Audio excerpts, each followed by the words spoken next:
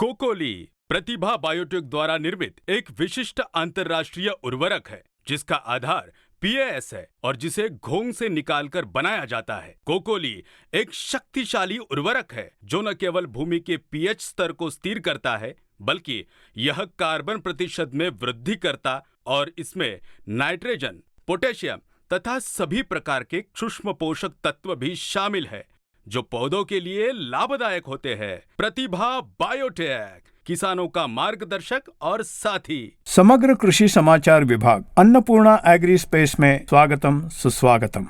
इस विभाग में हम आहार चक्र के बारे में जान लेंगे। इसके पहले हमें एक विषय के बारे में गौर करना चाहिए। वो ये है कि इस विश्व में यहाँ विश्व का मतलब ये है कि हमारी हर चीज और उसके आसपास का वातावरण, इसे हम विश्व कहते हैं।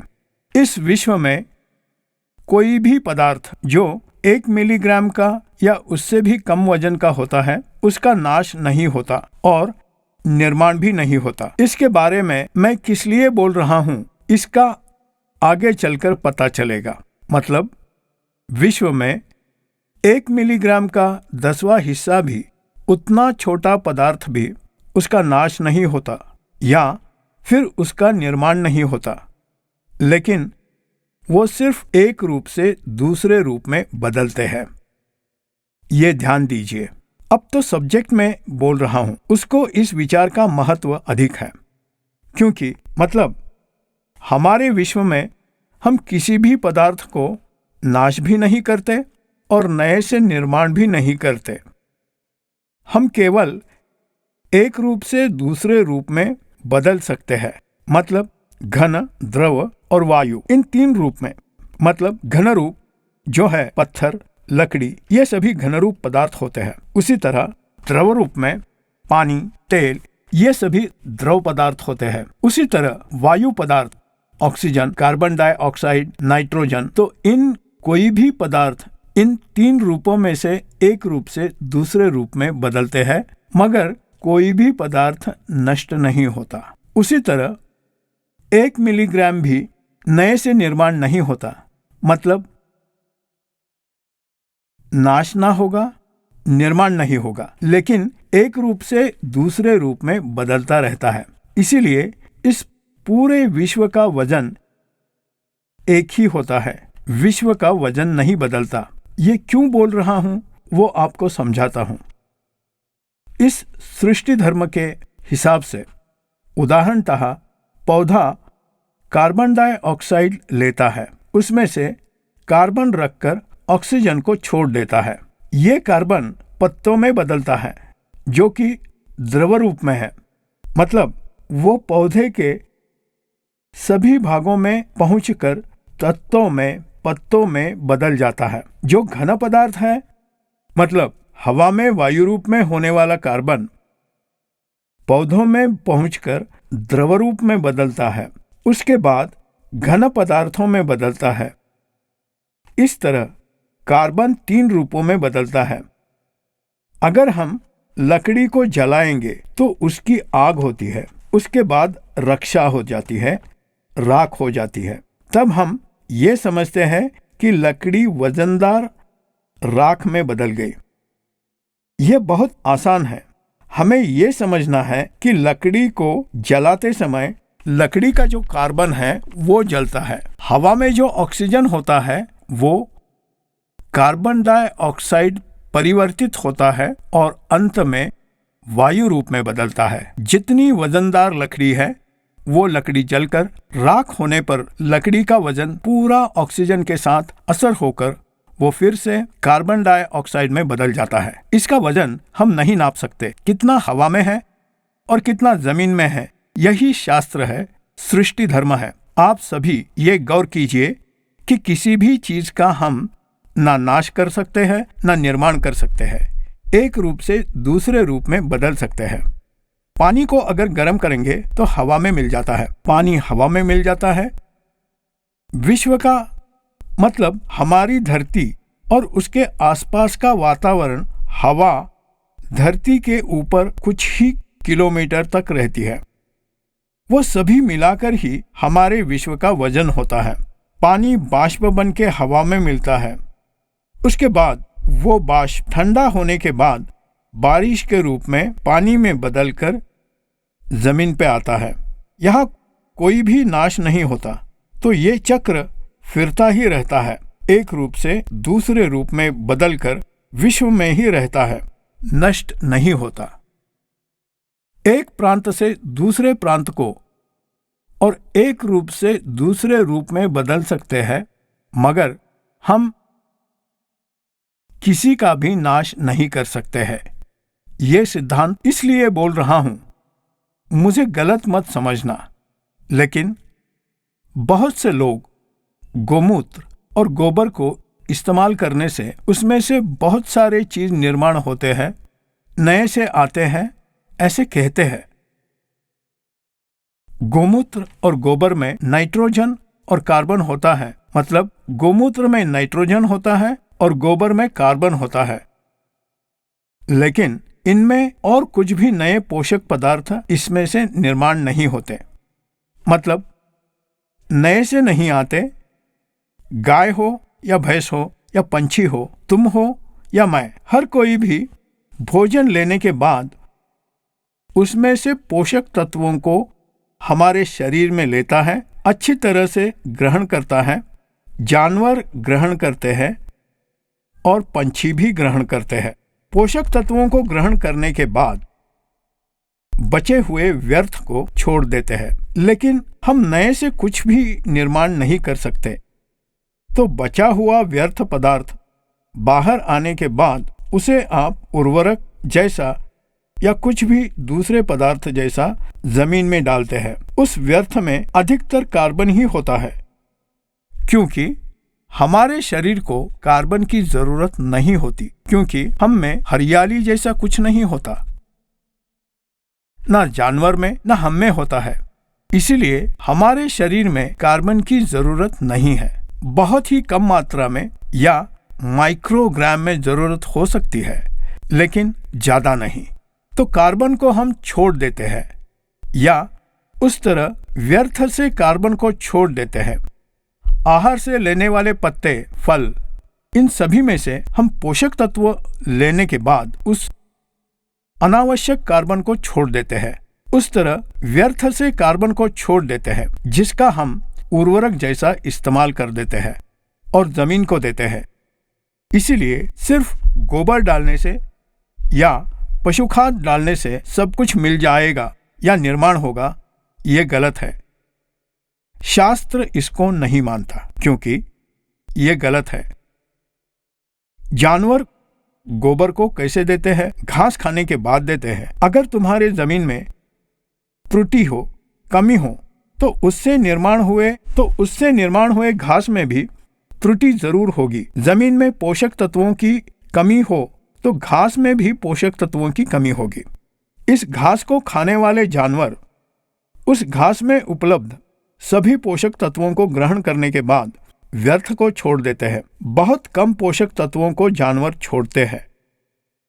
जानवरों को पोषक तत्व अगर चाहिए होगा, इसलिए कि घास खाते हैं। हम या जानवर या पंछी सभी पोषक तत्वों को ग्रहण करने के लिए ही खाते हैं, बाकी चबाकर छोड़ देते हैं, इसलिए कि घास खाते हैं। उस तरह ऐसे गोबर में पोषक तत्व बहुत कम होते हैं। अगर यह चक्र ऐसे ही चलता जाएगा तो ये होगा कि एक फसल उगाने के बाद उसमें धान, भात, सब्जियां, फल, ये सभी पौधे के शक्तिशाली भाग है, इसीलिए हम इन्हें खाते हैं। जानवर घास खाते हैं, हम सब्जियां, फल, धान खाते हैं, लेकिन हम इन्हें खाने के बाद व्यर्थ रूप में पोषक तत्व सभी जमीन में नहीं जाते। वो नहीं जाएंगे, बिल्कुल नहीं जाएंगे। थोड़ा बहुत पशु और पंछी जो व्यर्थ छोड़ते हैं, उसमें से पोषक पदार्थ जमीन में पहुंचते हैं। वो भी 100% नहीं होते, क्योंकि वो इधर उधर विसर्जन करते हैं। लेकिन घर में होने वाले गोबर को हम एक जगह में रख कर उसका हम इस्तेमाल करते हैं। वैसे ही 20 90% बेकार ही होता है। उसमें आने वाले फल, सब्जियां, ये हम खाते हैं। खाने के बाद, हम विसर्जन करने के बाद वो जमीन में नहीं पहुंचता। तो इस धान, फल और सब्जियों में जो पोषक तत्व होते हैं उसे जमीन से ही लिया होगा ना। मतलब हमारे जमीन में पोषक तत्व हर फसल के साथ चले जाते हैं, जो आहार के रूप में हम फल, सब्जियां के रूप में खाते हैं। हमारे खाने के बाद उन्हें जमीन में नहीं छोड़ते, हमारे शरीर को बढ़ाते, हमारे जीवन को बिताते हैं। लेकिन मतलब यह व्यर्थ हम ही से आता है, उसे जमीन में नहीं देते। इसका कारण यह होता है कि जमीन में कमी आती है, तो आहार चक्र जो फिर रहा है उसमें रुकावट आती है। इस तरह कमियां रहती है, अपूर्णता रहती है। हम फसल उगाकर खाने में हरे चीजों से, पदार्थों से भी धान का उपयोग ज्यादा होता है, या धान उपयोग कम होता है, या दोनों का उपयोग बराबर का रहता है। लेकिन जैसे भी हो, जो फलों की उपज है वो खाते हैं, जो घास फूस है उसे जानवर खाते हैं। इस आहार चक्र में मतलब कमी यहाँ आती है कि हमसे तैयार हुआ व्यर्थ जो मल के रूप में होता है उसे हम जमीन में नहीं पहुंचाते, क्योंकि वो मुश्किल है। तो इस तरह जमीन में से पोषक तत्व पौधा ग्रहण करते, उन्हें फलों में बदलकर उसे हम खाने के बाद बहुत कम तादाद में जमीन में जाते हैं। इसीलिए पोषक तत्वों की कमी आती है। इस पोषक तत्वों की कमी को हर बार हर फसल के साथ पूरी करनी चाहिए, जिसका कारण तुम्हें पता है। इसलिए हर फसल को हम पशु खाद जैसे इस्तेमाल नहीं कर सकते हैं।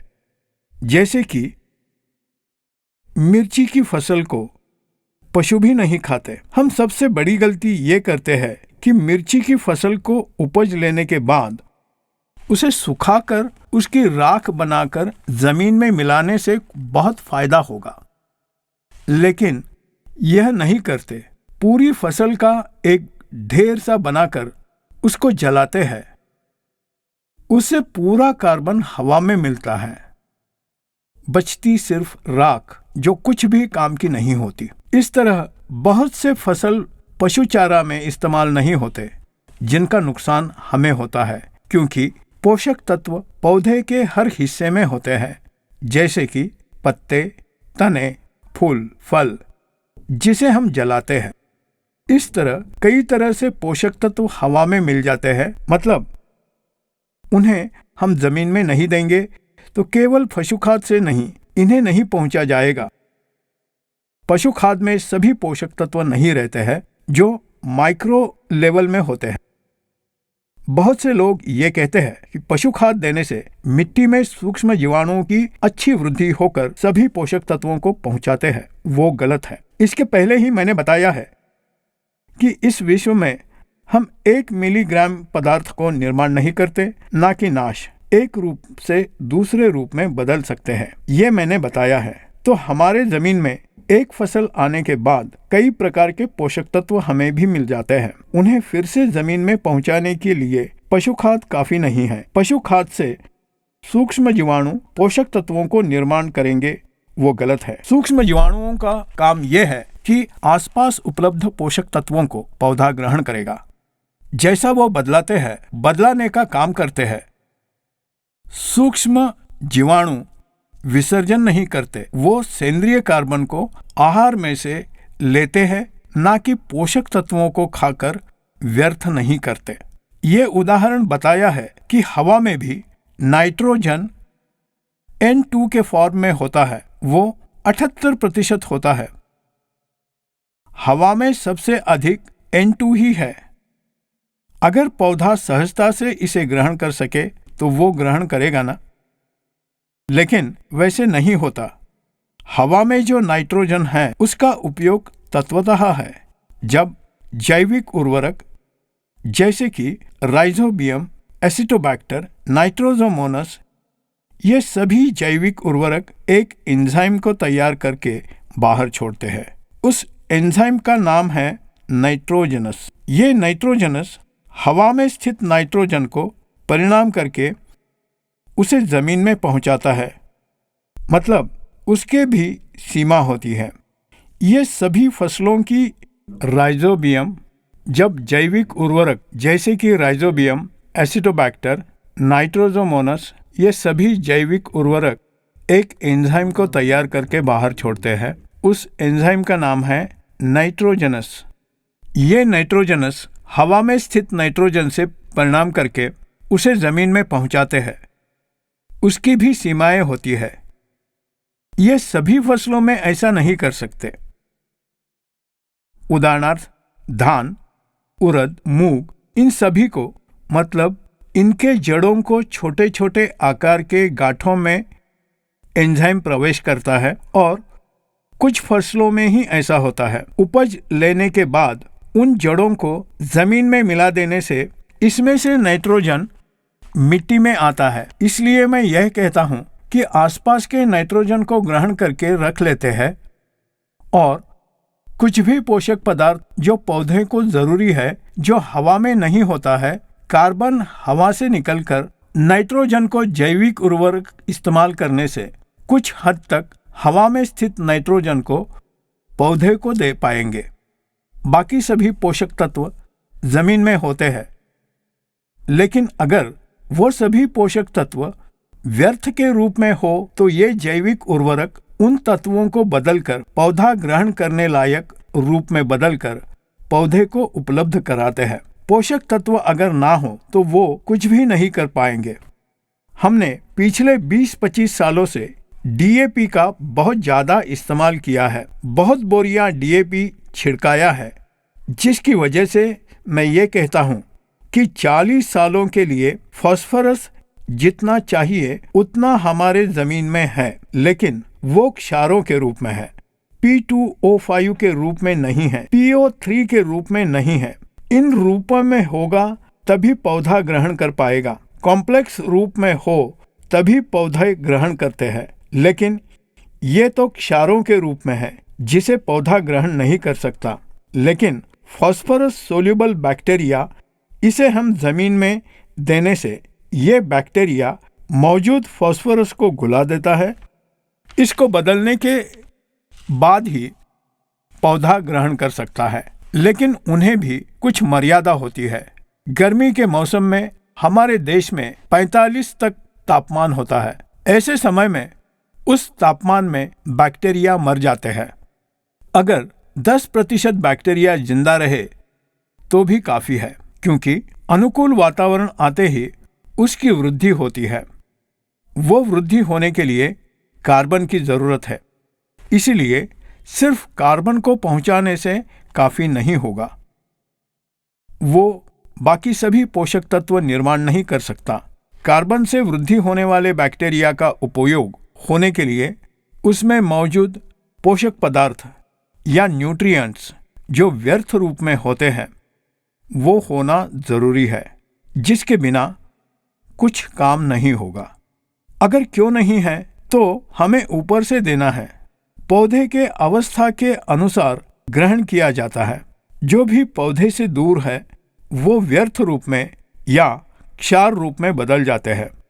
उन्हें बैक्टीरिया फिर से बदलता है। मतलब ये सभी आहार चक्र है। इसीलिए गोबर और गोबर से खेती बाड़ी नहीं कर सकते। वैसी स्थिति नहीं है, क्योंकि कई हजार सालों से जमीन में उपलब्ध पोषक तत्वों को हम बाहर निकल रहे हैं, फिर से उन्हें वापस नहीं दे रहे हैं। उसका निर्माण नहीं हो सकता। उन्हें फिर से जमीन में वापस लाना होगा। ये पोषक तत्व कहीं पर भी निर्माण नहीं होते। उन्हें जमीन से और खाने से निकालते हैं। थोड़े प्रदेश में आयरन ज़्यादा होता है तो थोड़े प्रदेशों में मैंगनीज ज़्यादा होता है और थोड़े प्रदेशों में फास्फोरस अधिक होता है। उन सभी को लेकर उनकी शुद्धि करके कई प्रकार के रिएक्शन करके हम यूरिया, डीएपी, पोटैश के रूप में उपलब्ध होते हैं। मतलब एक प्रदेश से दूसरे प्रदेश में बदला रहे हैं। इसलिए गोमूत्र और गोबर से हम खेती नहीं कर सकते। क्योंकि हमारे जमीन में पोषक तत्वों की कमी, न्यूट्रिएंट्स की कमी अधिक है। इसीलिए अपने जमीन की मृदा परीक्षा कराइए। उसके बाद फसल की अवस्था के अनुसार जो तत्व चाहिए होगा वो जमीन में दीजिए। जरूरत से ज्यादा बिल्कुल उपयोग मत कीजिए। यह है आहार चक्र। इस चक्र में होने वाले ब्रेक का मतलब जहां कहीं भी रुकावट आती है वहां उसे मैंने बताया। हम मानव जाति लेने वाला आहार फिर उसे जमीन में नहीं दे रहे। इसका मतलब पौधे से उपलब्ध आहार पदार्थ अधिक मात्रा में हमारे खाने के बाद उसके व्यर्थ को फिर से जमीन में नहीं देते। अगर देंगे तो भी बहुत ही कम मात्रा में जमीन को मिल रहा है। इसलिए इन सभी का संतुलन करना चाहिए। जो भी पोषक जरूरी है उसे परीक्षणशाला से रिपोर्ट मिल जाता है। उसके मुताबिक आपको पोषक तत्व जमीन को देना चाहिए, जिससे कुछ भी हानि नहीं होगी। तो यह है इस आहार चक्र में होने वाले सभी के बारे में पूरा समाचार। इसलिए हमारे शरीर में या जानवरों के शरीर से कुछ भी निर्माण नहीं होता। सभी एक रूप से दूसरे रूप में बदल जाते हैं। तो इस आहार चक्र को हम थोड़ा भी समझ गए तो हम जमीन के बारे में फिर से क्या चाहिए इसकी जानकारी हमें मिल जाएगी। नमस्कार।